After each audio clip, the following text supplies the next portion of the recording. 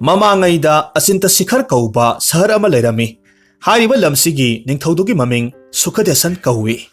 ꯍꯥꯏꯔꯤꯕ ꯂꯩꯕꯥꯛꯁꯤꯗ ꯔꯇꯅꯗꯠꯇ ꯀꯧꯕ ꯏꯅꯥꯛ ꯀꯩꯔꯥꯛ ꯌꯥꯝꯅ ꯈꯨꯟꯕ ꯅꯨꯄꯥ ꯑꯃꯁꯨ ꯂꯩ꯫ ꯃꯥꯒꯤ ꯃꯔꯜ ꯃꯊꯨꯝꯁꯤ ꯁꯅꯥ ꯂꯨꯄꯥ ꯍꯤꯕꯣꯠ 8 ꯂꯩꯔꯝꯃꯤ꯫ ꯏꯅꯥꯛ ꯈꯨꯟꯕ ꯅꯨꯄꯥꯁꯤꯒꯤ ꯃꯆꯥꯅꯨꯄꯤ ꯎꯃꯥꯗꯤꯅꯤ ꯀꯧꯕꯤ ꯃꯁꯛ ꯃꯇꯧ ꯐꯖꯕꯤ ꯑꯃ ꯂꯩ꯫ ꯃꯍꯥꯛꯀꯤ ꯃꯁꯛ ꯐꯖꯕꯁꯤ ꯑꯁꯨꯛꯀꯤ ꯃꯇꯤꯛ ꯐꯖꯩ, ꯁꯤꯡꯊꯥꯕꯗ ꯂꯣꯏꯕ ꯅꯥꯏꯔꯔꯣꯏ꯫ ꯃꯥꯅ ꯐꯖꯕꯅ ꯃꯍꯦꯜꯂꯕꯅꯤ, ꯑꯗꯨꯅ ꯌꯥꯝꯅ ꯁꯝꯅ ꯐꯖꯩ ꯍꯥꯏꯔꯒ ꯂꯣꯏꯔꯦ꯫ ꯃꯥꯕꯨ ꯎꯔꯨꯕ ꯅꯨꯄꯥ ꯈꯨꯗꯤꯡꯃꯛꯁꯤ ꯄꯪꯊꯗꯅꯤꯡꯉꯥꯏꯒꯤ ꯋꯥ ꯂꯩꯇ꯭ꯔꯦ꯫ ꯃꯁꯛ ꯐꯖꯃꯟꯕꯗꯨꯗ ꯃꯇꯤꯛ ꯆꯥꯕ ꯕꯣꯔ ꯅꯤꯄꯥ ꯐꯪꯗꯕꯗꯒꯤ ꯃꯍꯥꯛ ꯃꯌꯨꯝ ꯄꯥꯟꯗ꯭ꯔꯤ꯫ ꯃꯄꯥꯅ ꯃꯆꯥꯅꯨꯄꯤꯒꯤ ꯃꯁꯛ ꯃꯇꯧ ꯆꯪꯈꯣꯟꯕꯗꯨꯗ ꯃꯆꯥꯅꯨꯄꯤꯗꯨ ꯀꯅꯥꯗ ꯊꯥꯖꯁꯤꯒꯦ ꯍꯥꯏꯅ ꯈꯜꯂꯤ꯫ ꯃꯃꯩꯊꯪꯗ ꯃꯔꯩꯕꯥꯛꯀꯤ ꯅꯤꯡꯊꯧꯗ ꯆꯠꯇꯨꯅ ꯍꯥꯏꯖꯔꯨꯔꯦ꯫ ꯃꯁꯛ ꯃꯇꯧ ꯐꯖꯕꯤ ꯃꯆꯥꯅꯨꯄꯤꯗꯨ ꯅꯤꯡꯊꯧꯒꯤ ꯃꯍꯥꯔꯥꯅꯤ ꯑꯣꯏꯅ ꯅꯤꯡꯊꯧꯗ ꯀꯠꯆꯔꯒꯦ ꯍꯥꯏꯔꯝꯃꯤ꯫ ꯅꯨꯄꯥꯗꯨꯒꯤ ꯋꯥꯗꯨ ꯇꯥꯕ ꯃꯇꯝꯗ ꯅꯤꯡꯊꯧꯅ ꯃꯟꯇ꯭ꯔꯤꯁꯤꯡꯗ ꯅꯨꯄꯥꯗꯨꯒꯤ ꯃꯆꯥꯅꯨꯄꯤꯗꯨ ꯃꯁꯛ ꯐꯖꯔꯕꯗꯤ ꯃꯍꯥꯔꯥꯅꯤ ꯍꯥꯞꯀꯦ, ꯑꯗꯨꯅ ꯃꯌꯥꯝꯅ ꯐꯖꯩ ꯐꯖꯗꯦ ꯍꯥꯏꯕꯗꯨ ꯃꯁꯛ ꯌꯦꯡꯕꯤꯔꯨꯔꯣ ꯍꯥꯏꯅ ꯍꯥꯏꯔꯝꯃꯤ꯫ ꯅꯤꯡꯊꯧꯒꯤ ꯌꯥꯊꯪ ꯐꯪꯂꯕꯗ ꯑꯉꯝ ꯑꯊꯧꯁꯤꯡꯅ ꯏꯅꯥꯛ ꯈꯨꯟꯕꯒꯤ ꯃꯌꯨꯝꯗ ꯃꯆꯥꯅꯨꯄꯤ ꯌꯦꯡꯕ ꯂꯥꯛꯂꯦ꯫ ꯏꯅꯥꯛ ꯈꯨꯟꯕꯁꯨ ꯃꯆꯥꯅꯨꯄꯤ ꯌꯦꯡꯍꯜꯂꯦ꯫ ꯃꯆꯥꯅꯨꯄꯤꯗꯨꯒꯤ ꯃꯁꯛ ꯎꯔꯨꯕꯗ ꯂꯥꯛꯂꯤꯕ ꯃꯤꯁꯤꯡꯗꯨ ꯒ꯭ꯌꯥꯟ ꯃꯥꯡꯂꯝꯃꯤ꯫ ꯀꯌꯥꯗꯤ ꯐꯖꯈ꯭ꯔꯦ! ꯃꯥꯏꯊꯣꯡꯗꯨꯅ ꯊꯝꯕꯥꯜꯒꯨꯝꯅ ꯊꯣꯠ ꯅꯧꯏ, ꯅꯥꯇꯣꯟ ꯑꯅꯤꯗꯨ ꯊꯣꯏꯗꯤꯡ ꯃꯄꯥꯜ ꯁꯥꯕꯒꯨꯝꯃꯤ꯫ ꯃꯁꯤ ꯊꯥꯏꯅꯒꯤ ꯂꯥꯏꯁꯤꯡꯒꯤ ꯐꯖꯕꯒꯤ ꯄ꯭ꯔꯃꯥꯟꯅꯤ꯫ ꯕꯁꯟꯇꯒꯤ ꯃꯇꯝꯗ ꯈꯣꯏꯃꯨ ꯂꯥꯕꯁꯤꯡꯅ ꯂꯩꯔꯥꯡ ꯂꯩꯍꯤ ꯊꯤꯔꯛꯄ ꯃꯇꯝꯗ ꯅꯨꯖꯥ ꯃꯥꯒꯤ ꯃꯥꯏꯊꯣꯡ ꯎꯔꯨꯕꯗ ꯂꯩꯔꯥꯡ ꯑꯣꯏꯔꯕꯣꯏ ꯅꯤꯡꯗꯨꯅ ꯃꯉꯣꯟ ꯇꯝꯅ ꯄꯥꯏꯁꯤꯟꯅꯩ꯫ ꯃꯍꯥꯛꯀꯤ ꯐꯖꯕ ꯃꯑꯣꯡ ꯃꯇꯧꯗꯨ ꯃꯊꯪ ꯃꯊꯪ ꯍꯥꯏꯕ ꯇꯥꯔꯕꯗꯤ ꯂꯦꯈꯛꯀꯤ ꯀꯣꯂꯣꯝ ꯃꯆꯤꯟ ꯀꯨꯝꯂꯒ ꯇꯣꯛꯂꯒꯅꯤ꯫ ꯃꯔꯝ ꯑꯗꯨꯅ ꯁꯝꯂꯞꯅ ꯐꯖꯕ ꯄꯨꯝꯅꯃꯛꯀꯤ ꯍꯧꯔꯛꯐꯝ ꯑꯣꯏ ꯍꯥꯏꯕꯁꯤꯅ ꯃꯔꯣꯏꯔꯕꯅꯤ꯫ ꯑꯗꯨꯒꯨꯝꯕꯤ ꯃꯁꯛ ꯃꯇꯧ ꯐꯖꯕꯤ ꯏꯅꯥꯛ ꯈꯨꯟꯕꯒꯤ ꯃꯃꯣꯝ ꯅꯨꯖꯥꯗꯨ ꯎꯔꯨꯕ ꯃꯇꯝꯗ ꯂꯥꯛꯂꯤꯕ ꯃꯤꯁꯤꯡꯗꯨ ꯄꯨꯡꯉꯛ ꯍꯦꯛ ꯉꯛꯅꯈ꯭ꯔꯦ꯫ ꯆꯍꯤ ꯃꯇꯥꯡꯁꯨ 19 ꯂꯣꯝꯗꯒꯤ ꯍꯦꯟꯗ꯭ꯔꯤꯕꯤꯅꯤ꯫ ꯁꯛꯐꯝꯗꯨ ꯎꯔꯨꯕꯗ ꯅꯤꯡꯊꯧ ꯃꯅꯥꯏꯁꯤꯡꯗꯨ ꯋꯥ ꯈꯟꯅꯔꯝꯃꯤ꯫ ꯏꯁ ꯐꯝꯅꯥꯏꯕꯁꯥ, ꯀꯝꯗꯧꯅꯤ? ꯅꯨꯄꯤ ꯃꯆꯥꯁꯤꯕꯨ ꯏꯅꯤꯡꯊꯧꯅ ꯂꯧꯈ꯭ꯔꯕꯗꯤ ꯂꯩꯕꯥꯛꯀꯤ ꯋꯥꯌꯦꯜ ꯊꯧꯗꯥ ꯑꯃꯠꯇ ꯂꯩꯔꯔꯣꯏ꯫ ꯀꯣꯅꯨꯡ ꯃꯅꯨꯡꯗ ꯅꯨꯖꯥꯁꯤꯒ ꯂꯣꯏꯅꯅ ꯑꯗꯨꯝ ꯂꯩꯈ꯭ꯔꯅꯤ꯫ ꯄ꯭ꯔꯖꯥꯒꯤ ꯋꯥꯈꯜ ꯑꯃꯨꯛ ꯇꯧꯕ ꯂꯩꯔꯔꯣꯏ꯫ ꯃꯗꯨ ꯑꯣꯏꯔꯕꯗꯤ ꯀꯅꯥꯅ ꯅꯤꯡꯊꯧꯒꯤ ꯃꯍꯨꯠ ꯁꯤꯜꯂꯒ ꯂꯩꯕꯥꯛꯁꯤ ꯋꯥꯌꯦꯟꯕꯤꯒꯅꯤ? ꯅꯤꯡꯊꯧꯒꯤ ꯆꯩꯔꯥꯛ ꯂꯩꯇ꯭ꯔꯕꯗꯤ ꯄ꯭ꯔꯖꯥꯁꯤ ꯌꯥꯝꯅ ꯋꯥꯔꯅꯤ꯫ ꯑꯁꯨꯝꯅ ꯋꯥꯈꯜꯁꯤꯡꯁꯤ ꯈꯟꯅꯔꯕꯒꯤ ꯃꯇꯨꯡ ꯃꯈꯣꯏ ꯀꯣꯅꯨꯡꯗ ꯍꯟꯈ꯭ꯔꯦ꯫ ꯑꯗꯨꯒ ꯑꯃꯨꯛ ꯅꯤꯡꯊꯧꯗ ꯍꯥꯏꯔꯝꯃꯤ꯫ ꯃꯍꯥꯔꯥꯖ, ꯍꯟꯗꯛꯀꯤ ꯅꯨꯄꯤ ꯃꯆꯥꯁꯤ ꯊꯣꯏꯗꯣꯛꯅ ꯀꯥ ꯍꯦꯟꯅ ꯐꯖꯕ ꯁꯛ ꯅꯠꯇꯦ꯫ ꯈ꯭ꯋꯥꯏꯒꯤ ꯁꯛꯀꯤ ꯁꯛ ꯑꯁꯤ ꯃꯉꯥꯏ꯫ ꯋꯥꯗꯨ ꯇꯥꯕꯗ ꯅꯤꯡꯊꯧꯅ ꯔꯇꯅꯗꯠꯇꯗ ꯍꯥꯏꯔꯝꯃꯤ꯫ ꯃꯍꯥꯁꯣꯏ, ꯅꯍꯥꯛꯀꯤ ꯅꯆꯥꯅꯨꯄꯤꯗꯨ ꯑꯗꯨꯛ ꯌꯥꯝꯅ ꯐꯖꯕ ꯁꯛ ꯅꯠꯇ ꯃꯥꯜꯂꯦ꯫ ꯅꯤꯡꯊꯧꯒꯤ ꯋꯥꯗꯨꯗ ꯔꯇꯅꯗꯠꯇ ꯃꯊ꯭ꯋꯥꯏ ꯅꯨꯡꯉꯥꯏꯇ꯭ꯔꯦ꯫ ꯃꯔꯝ ꯑꯗꯨꯅ ꯑꯇꯣꯞꯄ ꯕꯣꯔ ꯅꯤꯄꯥ ꯑꯃ ꯊꯤꯔꯛꯂꯝꯃꯤ꯫ ꯃꯗꯨꯗ ꯅꯤꯡꯊꯧꯒꯤ ꯁꯦꯅꯥꯄꯇꯤ ꯕꯂꯚꯗ꯭ꯔ ꯀꯧꯕ ꯃꯔꯜ ꯂꯩꯕ ꯅꯤꯄꯥꯗꯨ ꯊꯦꯡꯅꯕꯗꯒꯤ ꯃꯉꯣꯟꯗ ꯃꯆꯥꯅꯨꯄꯤꯗꯨ ꯊꯥꯖꯔꯝꯃꯤ꯫ ꯑꯐꯕ ꯅꯨꯃꯤꯠ ꯌꯦꯡꯂꯒ ꯁꯦꯅꯥꯄꯇꯤ ꯑꯃꯗꯤ ꯎꯃꯥꯗꯤꯅꯤ ꯂꯨꯍꯣꯡꯈ꯭ꯔꯦ꯫ ꯊꯣꯏꯗꯣꯛꯅ ꯆꯪꯈꯣꯜꯂꯕꯤ ꯅꯨꯖꯥ ꯑꯃ ꯐꯪꯕꯗꯨꯗ ꯁꯦꯅꯥꯄꯇꯤ ꯅꯨꯡꯉꯥꯏꯕꯒꯤ ꯆꯥꯡꯗꯝ ꯂꯩꯈꯤꯗ꯭ꯔꯦ꯫ ꯃꯈꯣꯏ ꯑꯅꯤꯒꯤ ꯍꯔꯥꯎ ꯅꯨꯡꯁꯤꯒꯤ ꯋꯥꯔꯤꯁꯤ ꯅꯣꯡꯃ ꯅꯣꯡꯃꯒꯤ ꯍꯦꯟꯒꯠꯂꯛꯈꯤ꯫ ꯑꯁꯨꯝ ꯇꯧꯅ ꯅꯨꯡꯉꯥꯏꯅ ꯃꯇꯝ ꯈꯔꯗꯤ ꯍꯧꯈ꯭ꯔꯦ꯫ ꯅꯣꯡꯃꯗꯤ ꯎꯃꯥꯗꯤꯅꯤ ꯃꯇꯥꯁꯤꯡꯒ ꯂꯣꯏꯅꯅ ꯃꯈꯣꯏꯒꯤ ꯌꯨꯝ ꯗꯣꯂꯥꯜꯗꯨꯒꯤ ꯃꯊꯛꯇ ꯅꯤꯡꯊꯧꯅ ꯍꯦꯛ ꯍꯦꯛ ꯆꯠꯄ ꯂꯝꯕꯤꯗꯨ ꯌꯦꯡꯂꯝꯃꯤ꯫ ꯃꯗꯨꯒꯤ ꯐꯖꯕ ꯃꯑꯣꯡꯗꯨꯗꯤ ꯀꯔꯤꯗ ꯍꯥꯏꯔꯨꯅꯤ? ꯑꯃꯪꯕ ꯅꯣꯡꯒꯤ ꯃꯔꯛꯇ ꯑꯉꯥꯟꯕ ꯅꯨꯃꯤꯠꯅ ꯊꯣꯔꯛꯄꯒꯤ ꯃꯇꯧꯒꯨꯝꯃꯤ꯫ ꯎꯃꯥꯗꯤꯅꯤꯒꯤ ꯍꯛꯆꯥꯡꯒꯤ ꯃꯉꯥꯜꯅ ꯌꯨꯝꯗꯨꯒꯤ ꯐꯖꯕꯗꯨ ꯍꯥꯞꯂꯝꯃꯤ꯫ ꯇꯥꯟꯖꯥꯁꯤꯗ ꯅꯤꯡꯊꯧꯗꯨꯁꯨ ꯂꯝꯕꯤ ꯑꯁꯤꯃꯛꯇꯗ ꯂꯥꯛꯂꯝꯃꯤ꯫ ꯈꯪꯍꯧꯗꯅ ꯎꯃꯥꯗꯤꯅꯤꯕꯨ ꯅꯤꯡꯊꯧꯅ ꯎꯔꯦ꯫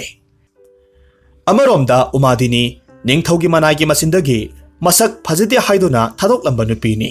ꯃꯔꯝ ꯑꯗꯨꯅ ꯎꯃꯥꯗꯤꯅꯤꯅ ꯅꯤꯡꯊꯧꯕꯨ ꯎꯕꯃꯛꯇꯗ ꯏꯀꯥꯏꯖꯔꯝꯃꯤ꯫ ꯑꯗꯨꯒ ꯑꯃꯔꯣꯝꯗ ꯅꯤꯡꯊꯧꯅꯗꯤ ꯅꯨꯄꯤ ꯃꯆꯥꯗꯨ ꯎꯔꯨꯕ ꯃꯇꯝꯗ ꯒ꯭ꯌꯥꯟ ꯄꯨꯝꯕ ꯃꯥꯡꯈ꯭ꯔꯦ꯫ ꯃꯔꯝ ꯈꯪꯗꯕꯗꯒꯤ ꯅꯤꯡꯊꯧꯅ ꯃꯅꯥꯏꯁꯤꯡꯗ ꯅꯨꯄꯤ ꯃꯆꯥꯗꯨ ꯀꯅꯥꯅꯣ ꯍꯪꯉꯤ꯫ ꯑꯗꯨꯒ ꯍꯥꯏꯔꯝꯃꯤ, ꯏꯅꯥꯏꯁꯥ, ꯅꯨꯄꯤ ꯑꯁꯤꯒꯨꯝꯅ ꯁꯛ ꯐꯖꯕꯗꯤ ꯑꯩ ꯀꯔꯤꯒꯨꯝꯕꯗꯁꯨ ꯈꯛ ꯎꯈꯤꯗ꯭ꯔꯤ꯫ ꯃꯍꯥꯛꯁꯤ ꯌꯨꯝ ꯄꯥꯜꯂꯕ꯭ꯔꯥ ꯄꯥꯟꯗ꯭ꯔꯤꯕꯔꯥ? ꯃꯃꯥ ꯃꯄꯥꯒꯤ ꯃꯅꯥꯛꯇ ꯂꯩꯔꯤꯕ ꯅꯤꯡꯉꯣꯜꯂꯥ? ꯑꯁꯦꯡꯕꯗꯣ ꯍꯥꯏꯌꯨ꯫ ꯃꯅꯥꯏꯁꯤꯡꯅ ꯃꯈꯨꯠ ꯂꯣꯟꯅꯔꯒ ꯈꯨꯝꯃꯤ꯫ ꯏꯅꯤꯡꯊꯧ, ꯅꯨꯄꯤ ꯃꯆꯥꯁꯤ ꯔꯇꯅꯗꯠꯇꯒꯤ ꯃꯆꯥꯅꯨꯄꯤ ꯎꯃꯥꯗꯤꯅꯤ ꯍꯥꯏꯕꯤꯗꯨꯅꯤ꯫ Mapana Maharashta Kachage Harambaduni. Haujikti Ibungo Senapati Balabadrana Luhonglaga Laurabani.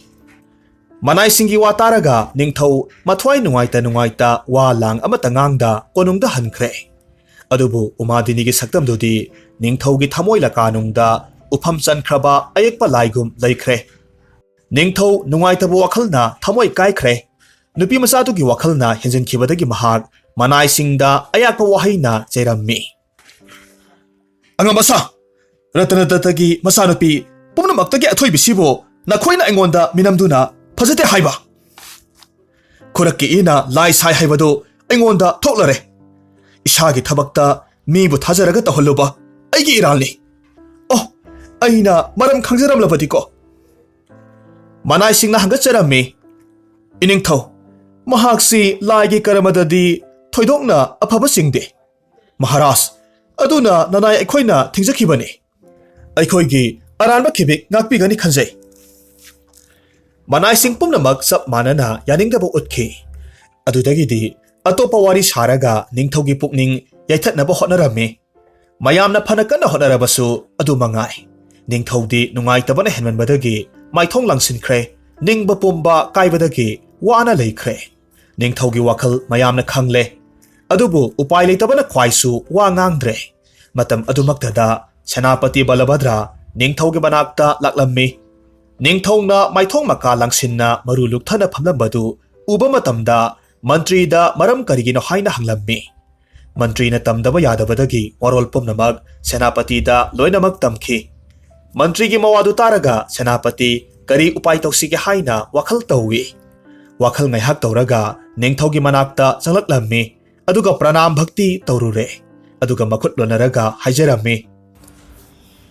Maharas Ngasi Nanaina Uzabada Sana Pukning Yamna Wana Ubabu Kari Maram Lebage Iningthongna Tongomdaba Thabakpu Kari Leribage Pukningi Apamba Thabakto Pangthokpiyu Maduda Kanagisu Athingba Ayatpa Leiroi Mantrigi Maphamdagi Ai Waram Pumba Loinamak Khangjare Nanaigi Mapot Marandi Mapugisu Adhikar Lei Pukning Singnavigano Apamba Matung Inna Nanaigi Haunubido Ibungogi Maharani Oikiba Yazay Nanaida Yathangdo Pinabiyu Tolabidu Charanda Kacharage Srijutna Yabirabadi Nanaigidi Arepani Senapati gi Wataraga Ningthauna Hairaki Hai Senapati Nahakna Hariba Wadu Haunadaba Sumdaba Thabakni Thawaise Thakiba Tarabasu Ai Migi Nupidi Khak Lauroi Balabadrana Khummi Ibungo Mamangaigi Wa Leiri Kamodopna Nupi Kayamarum Puraga Sanaki Ningthongna Hari Senapati Tau Umadanisi Oktabinu Zadinate Sati Oibi Nupibo Dharma Mangalabadi Soidana Norok Tagani Senapatin Amok Makha Taraklammi Maharas Mahakpo Hauzik Oktabinupi Ohinzage Maramdi Bedana Mapuroiba Manga Oirabadi Oktabi Singda Sali Hainai Aduna Mabu Nipa Manga Suhalaga Oktabi Oiraba Kanduda Srijut Kinakta Puzarake Senapati gi Waduda Ningthaudu Sauna Khummi Kari Umadinibu Nahakna Sati Dharma Mangalabadi Madugi Matik Chaba Phal Nathwaidu Logani Adugumba Phajadabo Haidu Aingonda Amok Tahalagano Naigumda Thuna Sakro Senapati Balabadra Apaba Oigadra Khanduna Hariba Wadu Ona Tainana Thokre Ikaina Mayumda Hankre Ningthausu Mapukning Thoina Wakibadagi Sak Sadre Masadu Tumdre Masadu Mayeng Tare Matam Khudingmakta Umadinigi Wakal Tauraga Leire Bhabna Magi Saktam Hek Hek Ure Atopa Wakal Sankhidre Marup Mapanga Wari Watai Saba Taukhidre Ahanbada Daibaki Mapuningthau Ama Oina Nungaina Leirambani Mamaida Wakal Laina Oina Oireredo Nungsamapi Puina Honduna Ningba Thungdaba Oikre Ningthau Konung Manungda Leiningdabadagi Mapanda Koichat Chatpa Horakle Konungda Hanjilaktabadagi Mayamna Koithi Thinarami Masadu Ningamdaba Maisakna Henkibadagi Chatpa Ngamdre Masadu Hairang Turangle Mioi Haibasi Kamgi Pancharasna Palabada Thawai Mangba Pamunarakte Masigi Matungda Ningthaudu Chaning Thakningba Pumnamak Kaukre Dihedu Nikle Ikai Iki Khangaktre Aphapata Gyan Leitre Angawbagi Matogumle Ningthau Sor Phungalakle ꯑꯔꯣꯏꯕꯗ ꯃꯍꯥꯛ PRAN ꯊꯥꯈ꯭ꯔꯦ꯫ ꯎꯃꯥꯗꯤꯅꯤꯒꯤ ꯑꯋꯥ ꯋꯥꯈꯜꯅ ꯅꯤꯡꯊꯧ ꯁꯤꯈ꯭ꯔꯕꯗ ꯀꯣꯅꯨꯡꯒꯤ ꯃꯤ ꯄꯨꯝꯅꯃꯛ ꯀꯞꯅ ꯂꯥꯎꯅꯔꯝꯃꯤ꯫ ꯂꯩꯕꯥꯛꯇꯨꯒꯤ ꯃꯤ ꯄꯨꯝꯅꯃꯛ ꯇꯦꯡꯊꯥꯈꯣꯜꯅ ꯅꯤꯟꯈ꯭ꯔꯦ꯫ ꯕꯂꯚꯗ꯭ꯔ ꯋꯥꯕꯅ ꯃꯄꯨꯛꯅꯤꯡ ꯇꯞꯊꯕ ꯉꯝꯗ꯭ꯔꯦ꯫ ꯃꯤꯠꯀꯤ ꯄꯤ ꯊꯤꯡꯕ ꯉꯝꯗ꯭ꯔꯦ꯫ ꯑꯋꯥꯕ ꯋꯥꯈꯜꯅ ꯃꯍꯥꯛ ꯁꯪꯁꯥꯔꯒꯤ ꯑꯄꯥꯝꯕ ꯄꯨꯝꯅꯃꯛ ꯍꯨꯟꯗꯣꯛꯂꯝꯃꯤ꯫ ꯑꯗꯨꯒ ꯅꯤꯡꯊꯧꯒꯤ ꯃꯪꯐꯝꯗ ꯆꯠꯂꯒ ꯁꯦꯅꯥꯄꯇꯤꯗꯨ ꯃꯊꯟꯇ ꯑꯁꯨꯝꯅ ꯁꯣꯜꯂꯝꯃꯤ꯫ ꯑꯣ, ꯑꯣꯟꯊꯣꯛꯄꯅꯤ! ꯇꯥꯏꯕꯪꯄꯥꯜꯁꯤ ꯖꯥꯗꯨ ꯍꯩꯕ ꯃꯤꯒꯤ ꯃꯤꯇ꯭ꯔꯪꯒꯨꯝꯕꯅꯤ꯫ ꯄꯨꯝꯅꯃꯛ ꯃꯤꯅꯝꯕꯅꯤ꯫ ꯑꯔꯦꯞꯄ ꯂꯩꯇ꯭ꯔꯕ ꯁꯪꯁꯥꯔꯁꯤꯗ ꯃꯤꯑꯣꯏꯕ ꯑꯩꯈꯣꯏꯅ ꯂꯨꯞꯂꯒ ꯂꯩꯅꯔꯤ꯫ ꯁꯥ ꯇꯥꯟꯕ ꯃꯤꯅ ꯅꯨꯃꯤꯠ ꯆꯨꯞꯄ ꯕꯣꯟꯗ ꯋꯥꯅ ꯀꯣꯏꯔꯒ ꯁꯖꯤ ꯊꯤꯔꯤ꯫ ꯇꯥꯏꯕꯪꯄꯥꯜ ꯃꯤꯑꯣꯏꯕ ꯑꯩꯈꯣꯏꯁꯦ ꯃꯥꯌꯥꯒꯤ ꯂꯥꯡ ꯑꯃꯅ ꯁꯨꯝꯍꯠꯂꯒ ꯊꯝꯂꯤ꯫ ꯍꯧꯖꯤꯛꯇꯤ ꯅꯤꯡꯊꯧ ꯂꯩꯇ꯭ꯔꯕꯅꯤꯅ ꯃꯟꯇ꯭ꯔꯤꯁꯤꯡꯅ ꯑꯄꯥꯝꯕ, ꯑꯁꯥꯎꯕ, ꯃꯤꯍꯧꯕ, ꯁꯨꯝꯍꯠꯄ, ꯃꯌꯥꯏ ꯀꯥꯕ ꯑꯃꯁꯨꯡ ꯑꯆꯧꯕ ꯄꯗꯕꯤ ꯄꯥꯝꯕꯅ ꯃꯁꯥꯁꯤꯡꯁꯦ ꯊꯨꯝꯍꯠꯅꯈ꯭ꯔꯅꯤ꯫ ꯑꯔꯦꯞꯄ ꯂꯩꯇꯅ ꯎꯠꯄ ꯇꯧꯅꯔꯛꯂꯒꯅꯤ꯫ ꯃꯟꯇ꯭ꯔꯤꯁꯤꯡꯒꯤ ꯆꯤꯔꯣꯜꯗꯒꯤ ꯑꯐꯕ ꯒ꯭ꯌꯥꯟ ꯄꯨꯝꯅꯃꯛ ꯃꯥꯡꯈ꯭ꯔꯅꯤꯗꯣ꯫ ꯐꯠꯇꯕ ꯊꯕꯛ ꯀꯌꯥꯃꯔꯨꯝ ꯇꯧꯅꯔꯛꯂꯒꯅꯤ꯫ ꯃꯗꯨ ꯇꯧꯔꯛꯂꯕꯗꯤ ꯁꯣꯏꯗꯅꯃꯛ ꯅꯔꯛ ꯇꯥꯔꯒꯅꯤ꯫ ꯅꯤꯡꯊꯧꯗꯤ ꯀꯌꯥꯗ ꯅꯨꯡꯉꯥꯏꯕ ꯋꯥꯈꯜꯅ ꯂꯝꯖꯤꯡꯂꯒ ꯊꯋꯥꯏ ꯊꯥꯈ꯭ꯔꯕ! ꯑꯩꯗꯤ ꯂꯩꯕꯒꯤ ꯀꯔꯤ ꯀꯥꯟꯅꯈꯤꯅꯤ? ꯑꯁꯨꯝꯅ ꯋꯥꯈꯜ ꯀꯌꯥꯃꯔꯨꯝ ꯈꯜꯂꯝꯂꯕꯒꯤ ꯃꯇꯨꯡ ꯃꯩꯒꯤ ꯀꯨꯟꯗ ꯑꯃ ꯁꯦꯝꯂꯝꯃꯤ꯫ ꯑꯗꯨꯒ ꯃꯗꯨꯗ ꯆꯣꯡꯊꯔꯒ ꯁꯤꯗꯣꯛꯈ꯭ꯔꯦ꯫ ꯅꯤꯡꯊꯧꯁꯨ ꯁꯤꯈ꯭ꯔꯦ, ꯁꯦꯅꯥꯄꯇꯤꯁꯨ ꯃꯇꯨꯡ ꯏꯟꯈ꯭ꯔꯦ꯫ ꯄꯥꯎꯁꯤ ꯎꯃꯥꯗꯤꯅꯤꯅ ꯇꯥꯔꯦ꯫ ꯃꯀꯣꯛꯇ ꯃꯈꯨꯠ ꯍꯥꯞꯂꯒ ꯃꯍꯥꯛꯁꯨ ꯀꯞꯂꯝꯃꯤ꯫ ꯑꯗꯨꯒ ꯍꯥꯏꯔꯝꯃꯤ, ꯑꯩꯅ ꯅꯍꯥꯟꯃꯨꯛꯀꯤ ꯃꯄꯣꯛꯇ ꯄꯥꯞ ꯈꯔ ꯇꯧꯔꯛꯄꯅ ꯍꯟꯗꯛꯀꯤ ꯃꯄꯣꯛꯁꯤꯗ ꯐꯪꯂꯔꯤꯕ ꯗꯁꯥꯅꯤ꯫ ꯑꯗꯨꯅꯗꯤ ꯑꯩꯍꯥꯛꯁꯨ ꯄꯨꯟꯁꯤꯁꯦ ꯃꯇꯣꯟꯂꯣꯝꯂꯒꯦ꯫ ꯍꯧꯖꯤꯛ ꯊꯤꯟꯊꯕꯒꯤ ꯃꯇꯝ ꯅꯠꯇ꯭ꯔꯦ꯫ ꯏꯄꯨꯔꯣꯏꯕꯒ ꯂꯣꯏꯅꯅ ꯆꯠꯃꯤꯟꯅꯈ꯭ꯔꯒꯦ꯫ ꯎꯃꯥꯗꯤꯅꯤꯒꯤ ꯄꯥꯎꯗꯨ ꯎꯃꯥꯗꯤꯅꯤꯒꯤ ꯃꯄꯥꯅꯁꯨ ꯇꯥꯔꯦ꯫ ꯃꯔꯝ ꯑꯗꯨꯅ ꯀꯌꯥꯔꯛ ꯍꯟꯅ ꯎꯃꯥꯗꯤꯅꯤꯕꯨ ꯈꯥꯝꯖꯩ꯫ ꯑꯗꯨꯕꯨ ꯎꯃꯥꯗꯤꯅꯤꯗꯤ ꯃꯄꯨꯔꯣꯏꯕꯒꯤ ꯃꯇꯨꯡ ꯏꯟꯕꯅ ꯑꯊꯣꯏꯕ ꯙꯔꯃꯅꯤ ꯍꯥꯏꯅ ꯌꯥꯈꯤꯗ꯭ꯔꯦ꯫ ꯖꯨꯛ 14 ꯂꯣꯏꯕ ꯐꯥꯎꯕ ꯁ꯭ꯋꯔꯒꯗ ꯂꯩꯕ ꯄꯥꯝꯗꯗꯨꯅ ꯀꯔꯤꯒꯤ ꯅꯣꯔꯣꯛ ꯌꯦꯡꯒꯗꯒꯦ ꯍꯥꯏꯗꯨꯅ ꯌꯥꯈꯤꯗ꯭ꯔꯦ꯫ ꯑꯗꯨꯅ ꯃꯍꯥꯛ ꯃꯄꯨꯔꯣꯏꯕꯒꯤ ꯃꯇꯨꯡ ꯏꯟꯈ꯭ꯔꯦ꯫ ꯎꯃꯥꯗꯤꯅꯤꯒꯤ ꯄꯥꯎꯁꯤ ꯇꯥꯕꯗ ꯑꯇꯥꯕ ꯑꯎꯕ ꯃꯤ ꯈꯨꯗꯤꯡꯃꯛꯅ ꯎꯃꯥꯗꯤꯅꯤꯕꯨ ꯊꯥꯒꯠꯅꯈꯤ꯫ ꯋꯥꯔꯤ ꯃꯇꯥꯡꯁꯤꯗ ꯍꯪꯖꯅꯤꯡꯕꯗꯤ ꯎꯃꯥꯗꯤꯅꯤ, ꯕꯂꯚꯗ꯭ꯔ ꯑꯃꯁꯨꯡ ꯅꯤꯡꯊꯧ ꯃꯈꯣꯏ ꯑꯍꯨꯝꯁꯤ ꯀꯅꯥꯅ ꯍꯦꯟꯅ ꯃꯄꯨꯛ ꯂꯦꯞꯄ ꯑꯃꯁꯨꯡ ꯄꯨꯛꯆꯦꯜ ꯆꯥꯎꯕꯒꯦ? ꯇꯁꯦꯡꯅ ꯍꯥꯏꯔꯕꯗ ꯅꯤꯡꯊꯧꯗꯨꯅ ꯍꯦꯟꯅ ꯃꯄꯨꯛꯆꯦꯜ ꯆꯦꯠꯄ, ꯄꯨꯛꯆꯦꯜ ꯆꯥꯎꯕ ꯍꯦꯜꯂꯤ꯫ ꯀꯔꯤꯒꯤꯅꯣ ꯍꯥꯏꯕꯗ ꯕꯂꯚꯗ꯭ꯔꯅ ꯅꯤꯡꯊꯧꯒꯤꯗꯃꯛ ꯃꯍꯥꯛꯀꯤ ꯅꯨꯄꯤꯕꯨ ꯀꯠꯊꯣꯛꯅꯤꯡꯂꯝꯃꯤ꯫ ꯑꯗꯨꯕꯨ ꯅꯤꯡꯊꯧꯅ ꯂꯧ ꯍꯥꯏꯕ ꯌꯥꯈꯤꯗꯦ꯫ ꯑꯃꯔꯣꯝꯗ ꯕꯂꯚꯗ꯭ꯔꯅ ꯁꯤꯈꯤꯕꯗꯤ ꯑꯇꯣꯞꯄ ꯋꯥꯈꯜ ꯑꯃꯗꯒꯤ ꯁꯤꯕꯅꯤ꯫ ꯑꯉꯛꯄ ꯑꯣꯏꯗꯦ꯫ ꯑꯗꯨꯒ ꯑꯔꯤꯕ ꯃꯇꯝꯗ ꯃꯄꯨꯔꯣꯏꯕꯒꯤꯗꯃꯛ ꯃꯅꯥꯏ ꯅꯨꯄꯤꯅ ꯁꯤꯕꯁꯨ ꯅꯨꯄꯤꯒꯤꯗꯤ ꯑꯊꯣꯏꯕ ꯙꯔꯃꯅꯤ꯫ ꯁꯤꯐꯝ ꯊꯣꯛꯏ꯫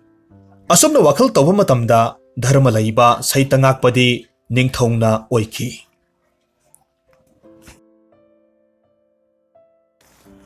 ꯍꯧꯖꯤꯛ ꯑꯃꯨꯛ ꯇꯥꯃꯤꯟꯅꯔꯁꯤ ꯕ꯭ꯔꯥꯍꯃꯟꯒꯤ ꯃꯆꯥ꯫ ꯎꯖꯦꯅꯤ ꯁꯍꯔꯗ ꯗꯦꯕ ꯁꯔꯃ ꯀꯧꯕ ꯅꯨꯄꯥ ꯑꯃ ꯂꯩꯔꯝꯃꯤ꯫ ꯃꯥꯒꯤ ꯃꯆꯥꯅꯨꯄꯥ ꯒꯨꯅꯥꯀꯔ ꯀꯧꯕ ꯑꯃꯈꯛ ꯂꯩ꯫ ꯃꯍꯥꯛ ꯂꯥꯏꯔꯤꯛ ꯂꯥꯏꯁꯨ ꯇꯝꯗꯦ꯫ ꯁꯥꯟꯅ ꯀꯨꯝꯍꯩꯗ ꯃꯄꯨꯛꯅꯤꯡ ꯆꯪꯉꯤ꯫ ꯗꯦꯕ ꯁꯔꯃ ꯃꯇꯝ ꯈꯔꯗꯤ ꯂꯪꯐꯩꯗ ꯆꯠꯈꯤ꯫ ꯃꯆꯥꯅꯨꯄꯥꯅ ꯃꯌꯨꯝꯗ ꯂꯩꯍꯧꯏ꯫ ꯃꯄꯥ ꯂꯩꯇ꯭ꯔꯤꯉꯩꯗ ꯏꯃꯨꯡꯒꯤ ꯄꯣꯠꯆꯩ ꯃꯔꯜ ꯃꯊꯨꯝ ꯄꯨꯝꯅꯃꯛ ꯖ꯭ꯋꯥꯔꯗ ꯂꯣꯏꯅꯃꯛ ꯊꯥꯗꯣꯛꯈꯤꯔꯝꯃꯤ꯫ ꯒꯨꯅꯥꯀꯔꯒꯤ ꯁꯥꯖꯠꯇꯨꯗ ꯁꯥꯒꯩ ꯅꯥꯇꯩ ꯃꯔꯤ ꯃꯇꯥꯅ ꯃꯥꯕꯨ ꯃꯌꯨꯝꯗꯒꯤ ꯇꯥꯟꯊꯣꯛꯈ꯭ꯔꯦ꯫ ꯒꯨꯅꯥꯀꯔ ꯏꯀꯥꯏ ꯅꯨꯡꯁꯤ ꯌꯥꯅꯅ ꯗꯦꯁ ꯈꯨꯗꯤꯡ ꯀꯣꯏꯅ ꯆꯠꯂꯝꯃꯤ꯫ ꯃꯍꯥꯛꯅ ꯅꯣꯡꯃ ꯕꯣꯟ ꯑꯃꯗ ꯊꯨꯡꯂꯔꯦ꯫ ꯃꯐꯝꯗꯨ ꯃꯤ ꯇꯥꯕ ꯂꯝ ꯅꯠꯇꯦ꯫ ꯃꯔꯝ ꯑꯗꯨꯅ ꯃꯍꯥꯛ ꯆꯤꯡꯅꯔꯝꯃꯤ꯫ ꯂꯝꯕꯤ ꯂꯝꯁꯥꯡ ꯂꯥꯛꯄꯒꯤ ꯑꯋꯥꯕ ꯑꯃꯗꯤ ꯑꯔꯥꯝ ꯈꯧꯔꯥꯡꯕꯅꯁꯨ ꯍꯛꯆꯥꯡꯗꯨ ꯊꯣꯏꯗꯣꯛꯅ ꯆꯣꯛꯊꯔꯝꯃꯤ꯫ ꯃꯇꯝꯗꯨꯁꯨ ꯅꯨꯃꯤꯠ ꯇꯥꯈ꯭ꯔꯦ꯫ ꯃꯍꯥꯛ ꯎꯄꯥꯏ ꯂꯩꯇ꯭ꯔꯦ꯫ ꯃꯇꯝꯗꯨꯗ ꯈꯣꯡꯅꯥꯡꯕꯣꯠ ꯄꯥꯝꯕꯤ ꯑꯃꯒꯤ ꯃꯈꯣꯡꯗ ꯅꯤꯄꯥ ꯑꯃ ꯃꯃꯤꯠ ꯎꯏꯁꯤꯜꯂꯒ ꯐꯝꯂꯒ ꯖꯣꯒ ꯁꯥꯙꯟ ꯇꯧꯔꯝꯃꯤ꯫ ꯍꯥꯏꯔꯤꯕ ꯅꯨꯄꯥꯗꯨ ꯃꯀꯣꯛꯇ ꯖꯇꯥ ꯄꯨꯏ, ꯃꯈ꯭ꯋꯥꯡꯗ ꯀꯩ ꯃꯎꯟ ꯁꯦꯠꯂꯤ, ꯃꯉꯛꯇ ꯔꯨꯗ꯭ꯔꯛꯁ ꯃꯥꯂꯥꯅ ꯂꯩꯇꯦꯡꯉꯤ꯫ ꯃꯃꯤꯠ ꯑꯅꯤꯗꯨ ꯑꯉꯧꯕ ꯅꯨꯃꯤꯠꯀꯤ ꯃꯉꯥꯜꯒꯨꯝꯃꯤ꯫ ꯃꯒꯨꯟ ꯌꯥꯝꯅ ꯆꯦꯜꯂꯤ꯫ ꯃꯗꯨ ꯎꯔꯨꯕ ꯃꯇꯝꯗ ꯒꯨꯅꯥꯀꯔ ꯃꯊ꯭ꯋꯥꯏ ꯍꯔꯥꯎꯔꯦ꯫ ꯁꯟꯅ꯭ꯌꯥꯁꯤꯗꯨꯒꯤ ꯃꯅꯥꯛꯇ ꯆꯪꯁꯤꯜꯂꯒ ꯃꯍꯥꯛ ꯚꯛꯇꯤ ꯄ꯭ꯔꯅꯥꯝ ꯇꯧꯔꯨꯔꯦ꯫ ꯑꯗꯨꯒ ꯍꯥꯏꯔꯝꯃꯤ, ꯍꯦ ꯁꯟꯅ꯭ꯌꯥꯁꯤ, ꯑꯩꯍꯥꯛ ꯉꯁꯤꯗꯤ ꯅꯍꯥꯛꯀꯤ ꯅꯅꯥꯛꯇ ꯑꯇꯤꯊꯤ ꯑꯣꯏꯅ ꯆꯪꯖꯔꯛꯂꯕꯅꯤ꯫ ꯋꯥꯗꯨ ꯇꯥꯕꯗ ꯁꯟꯅ꯭ꯌꯥꯁꯤꯅ ꯈꯨꯝꯃꯤ, ꯑꯣ, ꯑꯩꯅ ꯊꯣꯡꯂꯒ ꯊꯝꯂꯤꯕ ꯃꯤꯒꯤ ꯃꯔꯥꯏꯕꯛꯇꯒꯤ ꯆꯥꯛꯁꯦ ꯃꯁꯤ ꯅꯍꯥꯛ ꯆꯥꯔꯣ꯫ Gunakar khummi aidi sanasi natte karamna asiba mibu sokani saksi karamna charsige masina taba atopaga leirabadi pinabiyudo wadu tabada jogi nokphet tawi aduga mantra solaga mahak jogani kaurammi matamduda ikhang khangudana jogani amakhak lakle aduga karigi mabu kauribano haina hanglammi jogi na hairi he jogani mahaksi aigi asramda ngasi atithi oina thunglarabani mabu chananaba seba khara taw aduga nongalaga nafamda hankhro jogi gi athang phanglabada jogani harauna yare masigi matungda mahakna mayagi phura amakak khudakta semkhre aduga gunakar puraga mahak yumduda changkhre phajana sem saraba maphamduda jogani na chana thaknanaba potlam thorang tawrammi ayamba hauraba potlam kayamarom pizza pithak tawrammi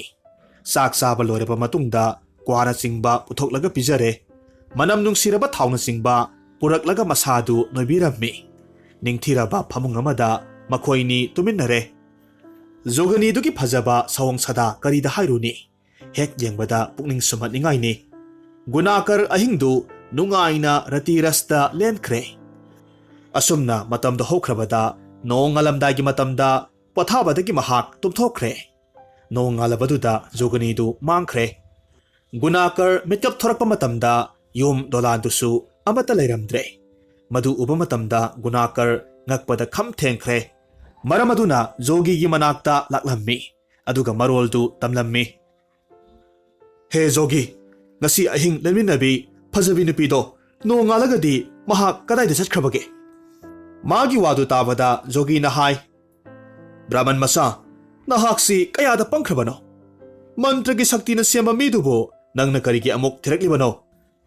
nongalabadi nahak nayumda chatkhiba yare wadu tabada gunakar hairakhi aidi yumda chatpagi thoina kanadraba mingni jogi ki seba tawjaraga mafam sida lejarage aduga mantra do aingonda pinabiro gunakar gi wadu tabada jogi na nuksibire aduna amuk hairaklammi phare ai hak mantra se nangonda pibirage nahak irujaraga thuna lao mataw asumna jogi na gunakar da mantra du pibirammi aduga amuk hairakhi mantra se nahakna ising manungda leiringe matamda sanagadabani mantra songadaba masingdo suna solaga nahak mafam sida amuk lakadabani aduga tawgadaba mawong kharasu kona take wadu tabada gunakar haraure maramaduna mahak isingda kumlaga mantra du sonba haurammi ising mayaida songadaba mantra singdu sonba loiraba matung gunakar guru gi manakta amuk halaklammi aduga jogi dugi saranda khurummi aduga hairammi gurudev nanai aihak mantra masing suna sonjarure o adu arabadi maikai marida mai thagatlo aduga matam kharadang madugi mayaida mantra amuk sonaba tausi maduda napukning tayang tasoiba tawroidabani madu tawraga nahaki sidado pangadoribani gurudev nanai aihak iyumda amuktang chacharukhige aigi marup mapang pumnamak amuktang unajarukhige aduga thindana amuk naksarage mantra se soidana loinenaba sadhan tawrage asumna hairamlaga mahak maraibakta hankre maraibak yorobada mahak wakhal tawi madudi mahak mayumda changlaroi haina khalammi maramaduna mahak magi mamagi mayumda thunglure gunakar lakle haibaduda magi marup mapang singna pau tabadagi mabu unanabagi damak mayam pumnamak laknarammi lakliba mayam pumnamak wari watai sanarammi mayamna mabu mangol arsibat tobirammi pausi mapabung deba sarmasu tare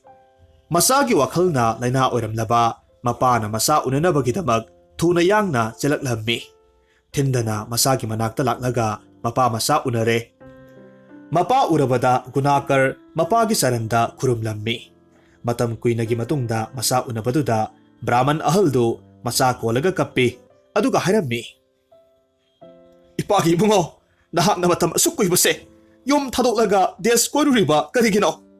isa udabada ipa laifam khangdrabani hojikti ipa isa yumda halasi gunakar na khummi pabung sangsar se ꯑꯩꯉꯣꯟꯗꯗꯤ ꯀꯔꯤꯁꯨ ꯀꯥꯟꯅꯗ꯭ꯔꯦ